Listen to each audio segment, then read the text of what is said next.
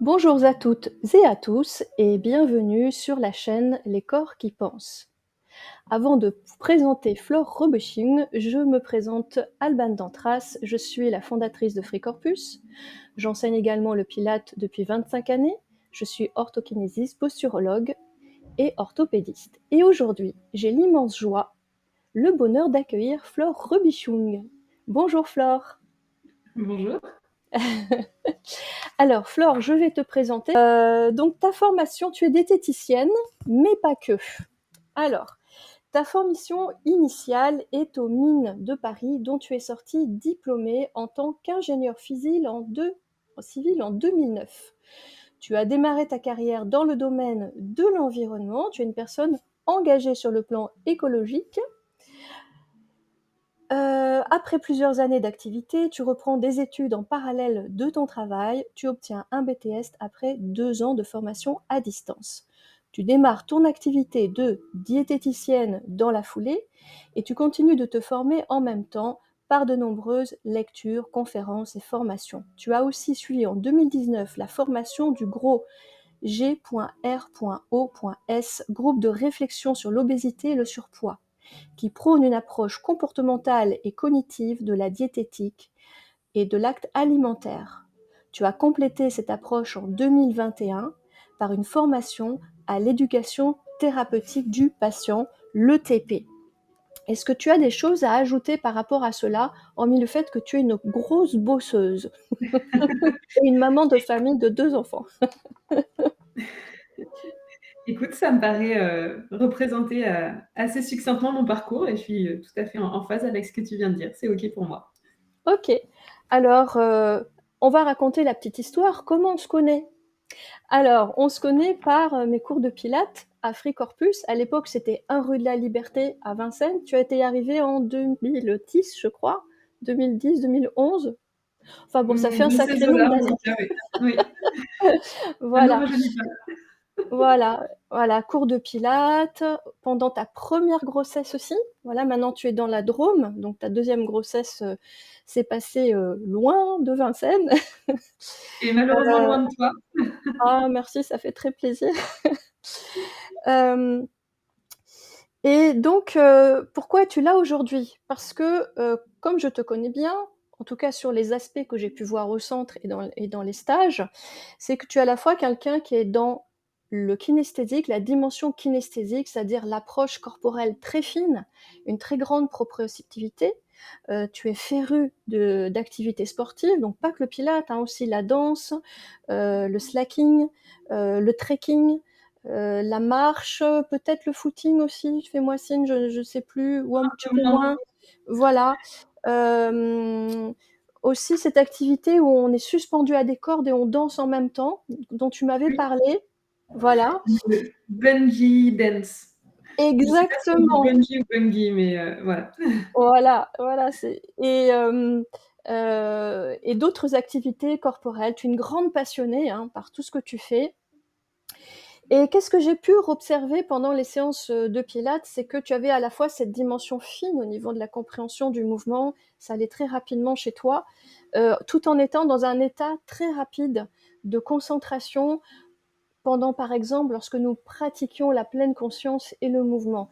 Et c'était ça qui était extrêmement parlant, parce que tu rentrais très vite dans cet état de pleine conscience et de dimension corporelle, où tu étais absolument en relation avec ton corps et avec l'espace. Et cette dimension, tu l'as aussi lorsque tu es en relation aussi avec les gens. Là, on rejoint ton métier. Donc très intellectuel et très corporel. Waouh! Ah. Voilà. Et alors donc aujourd'hui, nous allons parler d'un thème qui me tient très à cœur. C'est pour ça que je t'ai demandé de venir aujourd'hui, parce que je parle souvent d'alimentation dans les cours et de petit déjeuner. Alors je me bagarre pour expliquer des choses et je n'arrive pas à obtenir de très bons résultats. Donc aujourd'hui, tu es venu nous parler du petit déjeuner idéal. Flore, on t'écoute. Eh ben, déjà, merci beaucoup d'une part pour cette invitation. Ça me fait très plaisir que tu aies pensé à moi. C'est un véritable honneur de répondre à tes questions. Donc, je suis très contente d'être là. Et puis merci aussi pour cette présentation élogieuse qui m'a un peu fait rougir, mais voilà, je sens qu'elle vient du cœur et elle me touche beaucoup. Donc merci beaucoup, Alban. Je t'en prie. Alors, en toute transparence pour les personnes qui regardent cette vidéo, quand tu m'as contactée, j'ai posé un prérequis. Il me semblait important, avant de répondre à la question de ce qu'est un petit déjeuner idéal, de poser un préalable.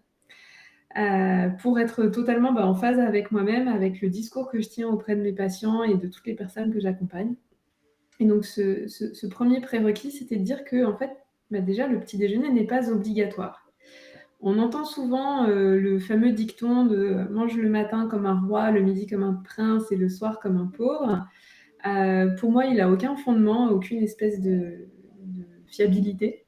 À mon sens, le guide vraiment à respecter en matière d'alimentation, ça vaut pour le petit déjeuner, mais pour toutes les prises alimentaires, c'est vraiment de respecter ses sensations.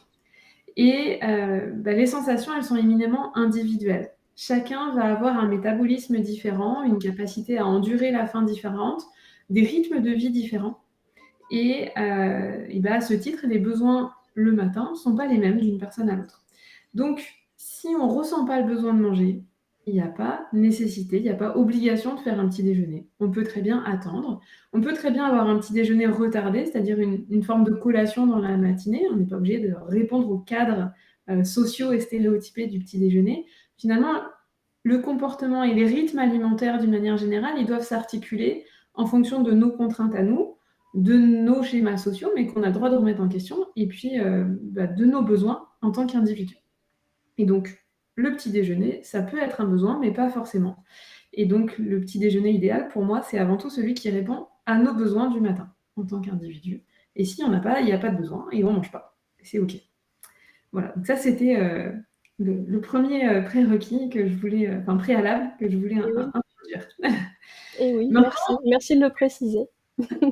voilà. Maintenant, si on veut petit déjeuner, si on veut prendre un repas pour commencer la journée, il me semblait important de souligner le fait que la question du petit déjeuner idéal, c'est une question qui est orientée santé. Et évidemment, on va revenir sur ce sujet-là et je vais répondre à cette question. Mais le deuxième préalable que je voulais introduire, c'était de rappeler que la nourriture, finalement, elle remplit plein d'autres fonctions. Elle répond à plein de critères, en fait. Et du coup, ce petit déjeuner idéal, il va être propre à chacun selon un choix multicritère. Alors là, c'est un peu ma casquette d'ingénieur qui se réveille. Mais donc, avec des critères et des pondérations propres à chaque individu. Eh oui. Alors, évidemment, la santé rentre en ligne de compte, de façon plus ou moins importante selon les personnes, mais c'est clairement pas le seul critère. Il va y avoir des critères de goût, de plaisir. Quel plaisir j'ai à manger tel petit déjeuner plutôt qu'un autre. Et ça, c'est aussi énormément en lien avec notre éducation, notre culture. Donc, il y a aussi des choses un peu qui relèvent de l'inconscient, qui rentrent en ligne de compte. Mais c'est important d'en avoir conscience. Il peut y avoir des critères pratiques de temps de préparation. Moi, en tant que maman, je suis bien placée pour savoir que le matin, on ne dispose pas toujours du temps dont on voudrait pour cuisiner et faire une préparation importante. Donc, il y a aussi ces critères-là. Il y a aussi des critères sociaux. Finalement, est-ce que ça compte pour moi de partager mon petit déjeuner avec quelqu'un ou est-ce que je préfère le prendre seul? Est-ce que je préfère le prendre au travail parce que c'est un moment d'échange avec les collègues, etc. Donc, on voit là que tous ces critères-là, ils sont vraiment individuels et le poids que chaque personne va accorder à ces critères-là est différent. Donc, finalement, le meilleur petit déjeuner, le petit déjeuner idéal, il sera différent d'une personne à l'autre puisque les pondérations sont différentes d'une personne à l'autre. Et dans toute cette réflexion, ce qui me semble vraiment essentiel de souligner, c'est qu'il ne faut pas occulter les autres dimensions. Puisque c'est mon métier, je suis bien placée pour savoir que les conseils nutritionnels, quand on les prend de but en blanc en se focalisant uniquement sur la dimension santé et en occultant le reste, c'est souvent vouer le changement à l'échec. Parce qu'on se focalise sur un aspect sans prendre en compte les autres. Et souvent, il peut y avoir un conflit entre les deux. Et ce conflit, il ne va pas être dit, il ne va pas être entendu. Et souvent, on va revenir à la situation antérieure parce qu'on n'a pas su comprendre qu'est-ce qui comptait d'important comme autre critère en dehors de l'aspect santé. Et ça ne veut pas dire que les choses sont inconciliables, mais simplement qu'il faut travailler en tenant compte de toutes les facettes de la problématique. Donc, si vous qui regardez cette vidéo, vous vous dites bah, tiens, j'aimerais améliorer mon petit déjeuner, c'est important que vous preniez un temps de réflexion pour, au-delà du seul aspect santé, faire la liste de ce qui est important pour vous dans votre petit déjeuner sur les aspects que j'ai évoqués, voire d'autres encore. Voilà, donc ces préalables étant posés, maintenant je suis tout à fait OK pour parler un petit peu nutrition et éducation nutritionnelle, puisque c'était l'objet de la question. Quand on demande le petit déjeuner idéal, j'imagine bien que c'est en termes d'apport, etc. Alors, en France, on a culturellement plutôt l'habitude d'un petit déjeuner sucré. Alors soit tartine confiture, soit viennoiserie, éventuellement céréales. Mais voilà, on est sur des aliments plutôt riches en sucre. Il faut savoir que ces sucres, et en particulier les sucres simples, vont avoir ce qu'on appelle un indice glycémique élevé. Donc, indice glycémique, c'est quoi? C'est la capacité qu'un aliment a à faire monter rapidement la glycémie. Donc, dès lors que vous mangez un aliment qui contient des glucides, ça va impacter la glycémie, ça va mettre en branle tout un mécanisme de régulation dans votre organisme, avec notamment l'activation du pancréas et la sécrétion d'insuline pour faire revenir la glycémie à son stade normal, nominal, on va dire. Et donc, plus un aliment a un indice glycémique élevé, plus il va être vite digéré, et donc plus il va faire monter rapidement cette glycémie, et donc plus il va impacter votre pancréas, en fait, plus la machine corporelle va se mettre en branle pour dire hop, hop, hop, hop, il faut revenir à notre régime nominal, et plus on s'expose au risque de ce qu'on appelle l'hypoglycémie réactionnelle, c'est-à-dire le coup de barre d'après quelques heures, au moment où la digestion s'est quand même bien enclenchée et où l'insuline produit son effet, mais c'est comme si on avait mis un coup de volant un peu trop d'un côté, et ben derrière, le corps met un coup de volant un peu trop d'un autre côté. Et donc, on redescend un peu en dessous de notre valeur nominale de glycémie avant de la réatteindre. Donc, l'inconvénient de ces petits déjeuners à fort indice glycémique, c'est que oui, ils vont nous donner un pic d'énergie, mais ils vont avoir ce contre-coup. Et deuxième inconvénient, c'est qu'ils soumettent un peu notre corps à rude épreuve, puisqu'on est en train d'envoyer un signal de vite, vite, il faut réagir. Enfin, on est un peu dans les excès à tout point de vue. Donc, par rapport à cet aspect-là d'indice glycémique, on va essayer de travailler sur un axe d'amélioration qui serait donc de diminuer l'indice glycémique du petit déjeuner. Et donc, concrètement, par quoi ça passe? Ça va être de limiter les sucres simples et ajouter des fibres. Donc, limiter les sucres simples pour limiter les aliments qui ont cet effet hyperglycémiant et ajouter des fibres pour ralentir la digestion et donc faire en sorte que cette courbe que je dessine depuis tout à l'heure avec mes doigts, elle s'étire dans le temps et donc que le corps ait plus de temps pour réagir. De façon concrète, quelques pistes pour améliorer le petit déjeuner de ce point de vue-là. Typiquement, on va essayer de manger un fruit plutôt que boire un jus. Pourquoi? Parce que dans le jus, on perd toutes les fibres, en fait. On retrouve que le sucre du fruit, mais on n'a plus les fibres qui font l'essence du fruit, qui, elles, ralentissent la digestion. Donc, plutôt que de boire un jus d'orange, on va privilégier de manger une orange, par exemple, ou manger n'importe quel autre fruit. Autre exemple d'amélioration sur cet aspect-là, ça va être de privilégier les céréales complètes. Alors, quand je parle de céréales, je pense notamment plutôt au pain, ou tous les substituts de pain, cracottes, etc.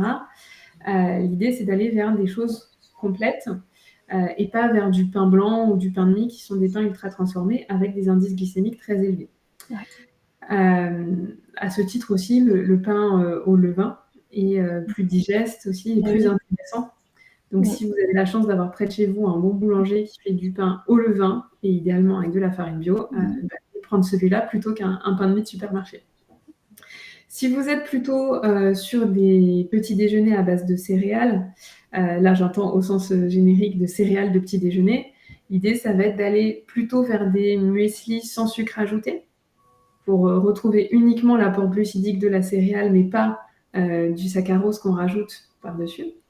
Et idéalement, là encore, avec des céréales complètes. Voilà, donc tout ça, c'est des pistes pour améliorer par rapport à cette question d'indice glycémique.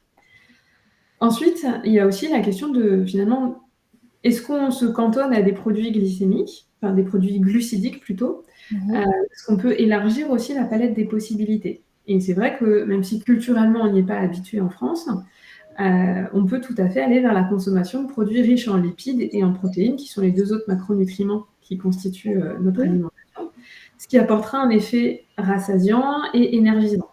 Donc concrètement, côté protéines, on peut aller vers les poissons.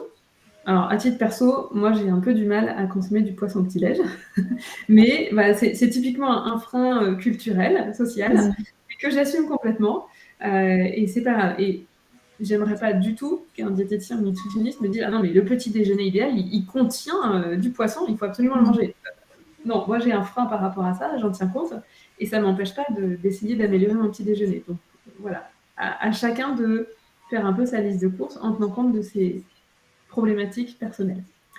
Donc pourquoi pas du poisson, saumon fumé, sardines, d'autant plus que c'est des poissons qui sont aussi riches en oméga 3, et donc qui ont des bienfaits pour le corps aussi de ce point de vue-là.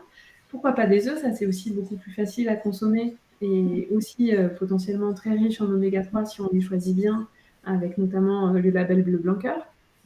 Pourquoi pas de la viande aussi, tant qu'on est sur la question des protéines.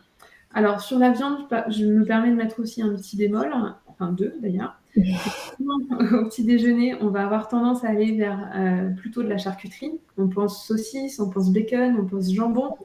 Et il faut savoir que du point de vue de la santé, la charcuterie fait quand même partie des catégories d'aliments qu'on va essayer de limiter en lien avec la prévention du cancer du côlon. Donc, pour moi, c'est clairement pas quelque chose à instaurer dans un petit déjeuner de façon quotidienne. On peut le garder ponctuellement, 1 à 2 fois par semaine, mais pas beaucoup plus. Maintenant, on a le droit de ne pas faire le même petit déjeuner tous les jours, donc c'est OK. Et le deuxième bémol, tu parlais de ma sensibilité environnementale tout à l'heure en introduction. Évidemment, on essaye, si on est sensible à la question, de limiter sa consommation de viande. Ce qui nous amène aux protéines végétales. On peut tout à fait enrichir son petit déjeuner en protéines végétales. Donc ça passe par les céréales en association avec les légumineuses. Typiquement, un houmous fait à base de pois chiches, ça peut très bien se tartiner sur du pain et remplacer la tartine de beurre confiture classique, si on est prêt à aller vers du salé, par exemple.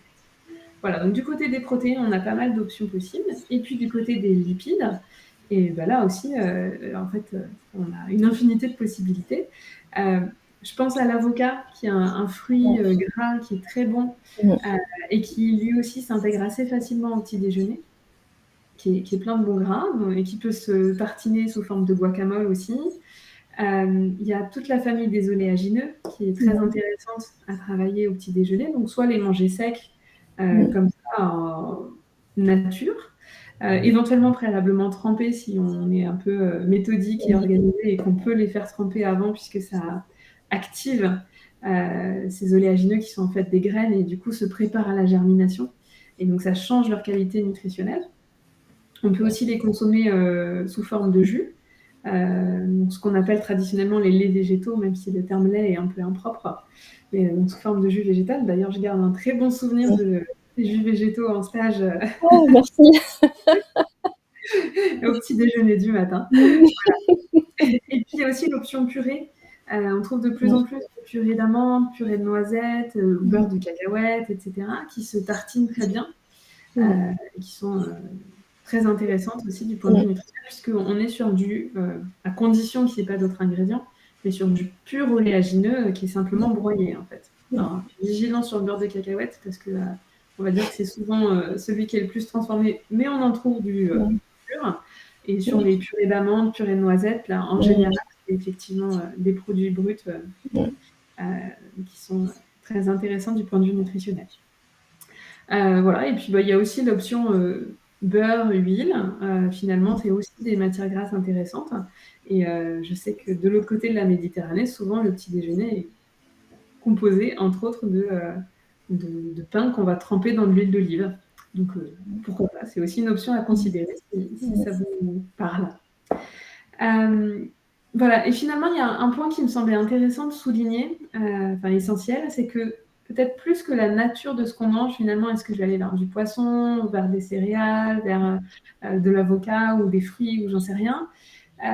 Plus que la nature de ce qu'on mange, ce qui compte pour moi, ça va être la qualité de ce Oui. qu'on mange. C'est-à-dire que faites votre choix en fonction de vos sensibilités, mais dans ce choix-là, essayez d'aller vraiment chercher l'aliment qui soit de la meilleure qualité possible, donc si possible biologique, de saison, frais, peu transformé, avec des labels de qualité.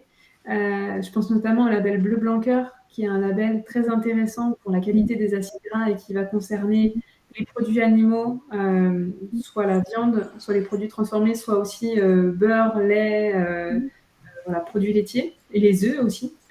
Voilà, donc c'est une garantie d'une bonne composition en acides gras, le label Bleu Blanc Cœur.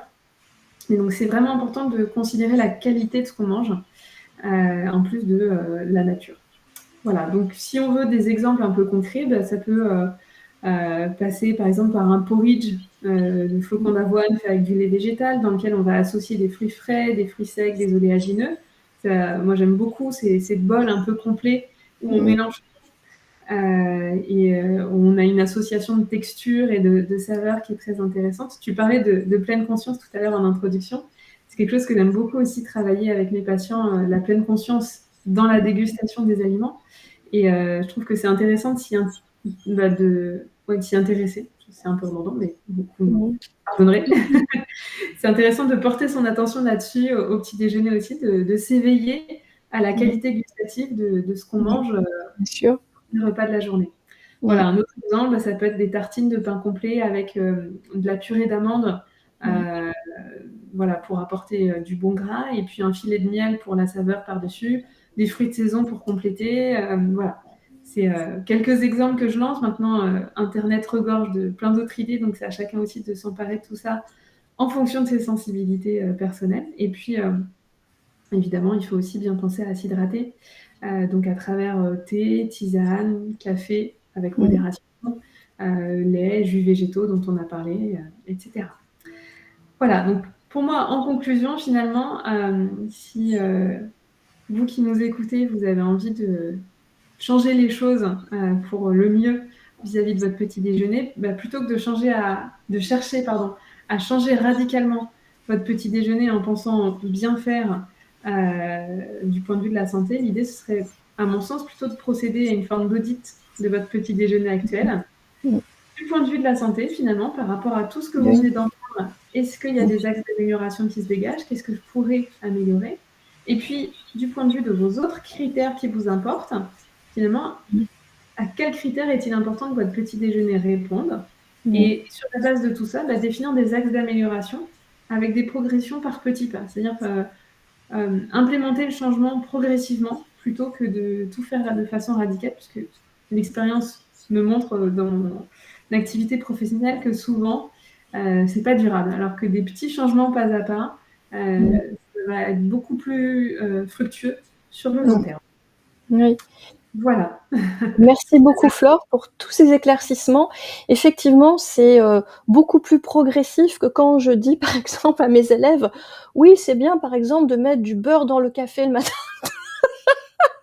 pour avoir de l'énergie. Le jus de légumes pour passer du café au jus de légumes aussi, là, c'est trop radical». Donc voilà, tous tes conseils vont être extrêmement, fertiles, je pense, et permettre à beaucoup de personnes de mieux comprendre tous ces processus qui rentrent en ligne de compte. Et puis aussi, d'où peut-être l'intérêt d'avoir un accompagnement, puisque dans la progression, c'est bien quand on n'est pas tout seul. Alors peut-être qu'il y a des personnes qui vont le sentir, mais franchement, même moi qui suis enseignante dans mes domaines de mon compétence, quand j'ai besoin de me spécialiser dans quelque chose qui n'est pas mon domaine de base, heu, il va y avoir beaucoup de travail d'autodidacte, mais quand même c'est mieux un accompagnement, voilà. Donc je vous invite, si vous êtes intéressés pour travailler avec Flore pour ça, à la contacter puisqu'elle peut consulter en ligne, c'est ça qui est drôlement chouette. Voilà, même si tu n'es plus à Vincennes, tu n'es pas loin quand même grâce au réseau. Voilà.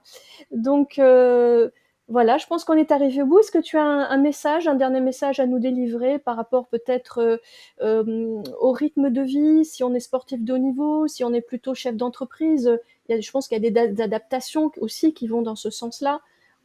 Tu parlais Complètement. Bah, ça de... va dans le Voilà, sens de mon préalable, le premier qui était que la réponse est éminemment individuelle, puisque effectivement, selon les rythmes de vie, le niveau de stress, le niveau d'activité physique, etc., notre rapport à l'alimentation va être différent et c'est important d'en avoir conscience pour apporter une réponse individualisée.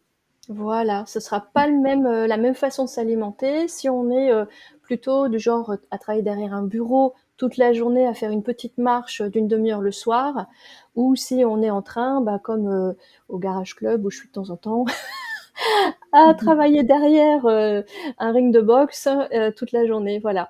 Donc merci encore Flore. Merci à tous et à tous aussi pour avoir écouté cette interview. J'espère que vous y aurez trouvé beaucoup d'éléments très intéressants. Personnellement, j'en suis certaine. Merci et à très bientôt. Au revoir Flore, à Merci, bientôt. merci. Je réapparais quelques instants juste pour vous préciser que si vous souhaitez retrouver Flore Robichoun, je mets le lien et les références de son travail de diététicienne dans la barre de description. Cette fois-ci, c'est la bonne. À très bientôt sur la chaîne Les Corps qui pensent.